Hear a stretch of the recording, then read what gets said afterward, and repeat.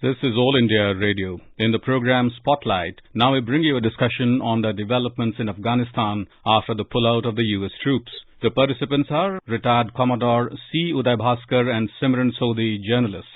Commodore Bhaskar, when you see this change in Afghanistan, and today we see that the US presence after 20 years is finally over in Afghanistan, and it seems we are heading to a new cycle in Afghanistan where the Taliban are going to run the country. How do you assess the situation for Afghanistan and generally for the region also? If one were to review the events of today, August 31st, 2021, as a security analyst, I would look at this as a very significant punctuation as far as the global calendar is concerned, because it is symbolic of very, very major development as far as the profile of the United States and its allies is concerned. Meaning that if you recall the events of 2001, 9/11, September 2001, and where we are now on the cusp of September 2021, I would say that the world has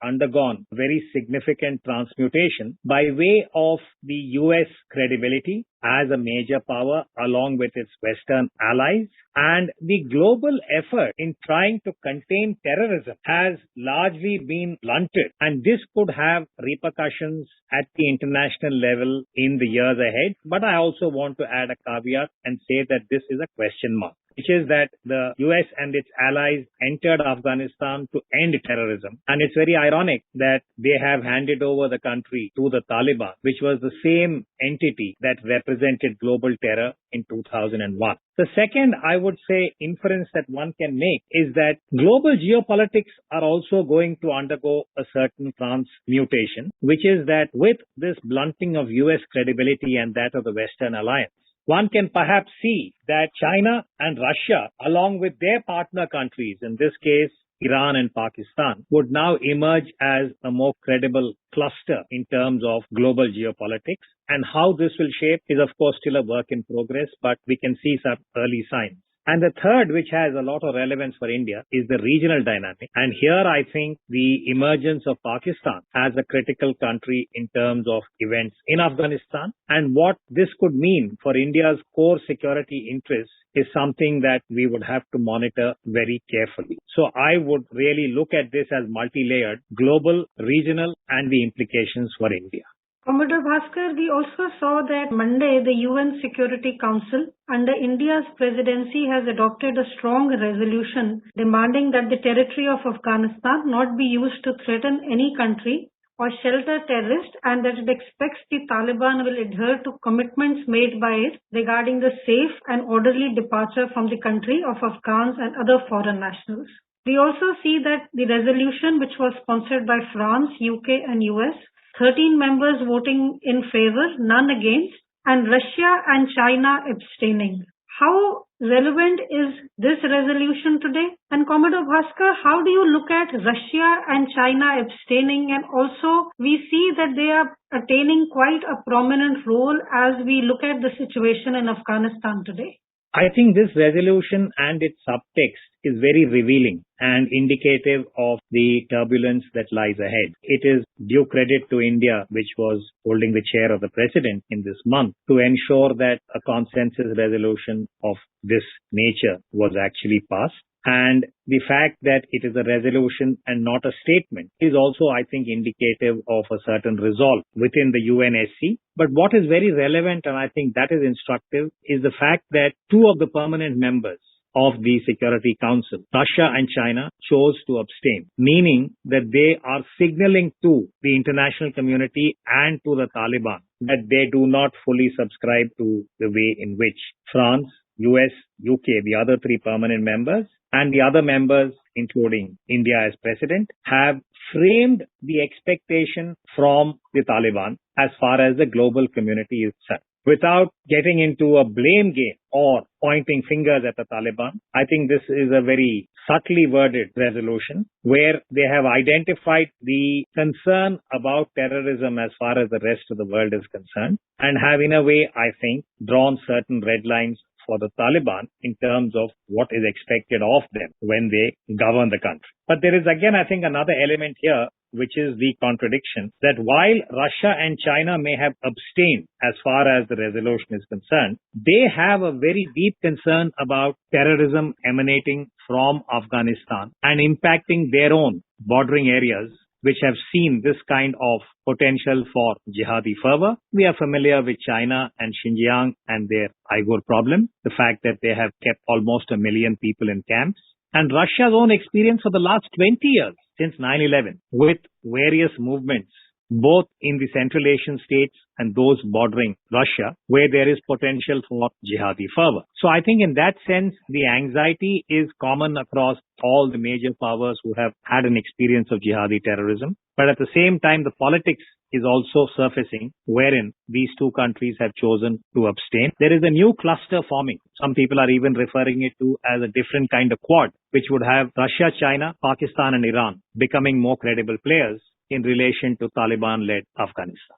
Commodore Bhaskar, how do you see the fact that India, and we have seen Prime Minister Modi has set up a high-level monitoring group, and India is watching the situation in Afghanistan? How do you feel India is looking at the situation and the developments? How does India deal with this change in Afghanistan as we go forward?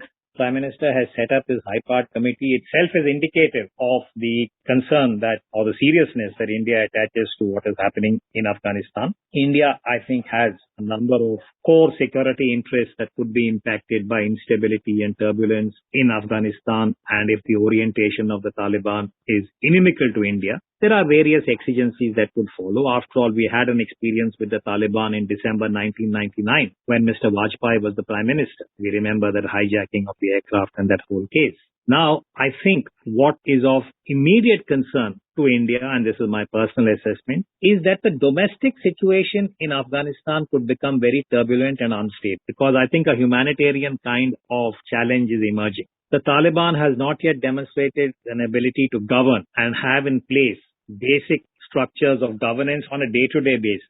And this includes having the ability to ensure that food and other supplies are made available to the people of Afghanistan, both in the cities and in the remote areas. And secondly, even issues like banking, ensuring that people have access to whatever they need for their daily needs. And the medical situation, even as far as COVID-related challenges are concerned, all of these need day-to-day kind of efficiency. I mean, a simple thing like Kabul with its large population needs to have clean water and sanitation that is acceptable as far as hygiene and public health are concerned. Now, this doesn't seem to be in place as yet, because all the reports that one sees from the media is that most officials and professionals are scared. They are afraid for their lives. They don't know how they'll be treated. So this kind of instability and the lurking danger about the Taliban, I fear, could lead to a humanitarian challenge. We are not even aware how the children and those who are in need of medical help in Afghanistan now are going to receive professional attention. Reports talk about a shortage of medicines. So these are the kind of things where India, I think, had a very positive role to play in the past. Whether or not the global community would be able to re-enter Afghanistan, if so, in what manner, and ensure that the people do not suffer more than they already have, is going to be the biggest challenge. India's voice would be heard with respect. And there are some overtures. The Taliban itself is trying to reach out to India, saying that they want to engage with India. The next few weeks will be very crucial. Commodore Bhaskar, do you feel that Afghanistan and regionally, also globally, is the world a safer place today? Has the United States stayed there 20 years? Have they been able to decrease the terrorist threat level which countries face? Or do you feel that we are back to square one at the end of almost 20 years? I would say that if we talk about square one, and this is reference to September 11 and the attack on New York, the World Trade Center, and the Pentagon in Washington, my sense is that this kind of a spectacular attack with the number of people who were killed in 9/11 is unlikely to happen, I think, in terms of the probability, that this perhaps is low probability. But what I do think is a matter of concern is that after the Taliban have emerged victorious in terms of taking over Afghanistan, though there is a small pocket of resistance even now as we speak in terms of the northern Panjshir, kind of units that are under the leadership of the former Vice President Amrullah Saleh. We don't know how this is going to evolve in the weeks ahead. But the victory of the Taliban in Afghanistan and the fact that they have declared Afghanistan to be an Islamic emirate will embolden other groups. Now, at the moment, we are not quite sure as to how groups such as the ISIS, both the parent Islamic State, which is in West Asia, its South Asian variant, which is the IS Khorasan, ISK, as also the Al-Qaeda and many other terror groups, some of which have directed their attacks against India. For instance, the Jaish-e-Mohammed, the Lashkar-e-Taiba, the Haqqani network, all of them have got a footprint of terrorism, which is under the umbrella of the jihadi fervor that we have seen that is the software for this kind of terrorism. That is how it is justified. How they are going to interpret the victory of the Taliban, and will they be emboldened to carry out other attacks? Now, this could take many forms because much depends on the objectives of each of these groups. Now, the ISK, that is the Islamic State Khorasan, which has taken responsibility for recent attacks in Kabul, including at the airport, may decide that they would regroup and try and carry out similar attacks as part of their agenda, which is to have territory, as they did briefly in West Asia in relation to Syria. In which case, I think the whole region is likely to see a fair amount of turbulence and bloodshed and violence.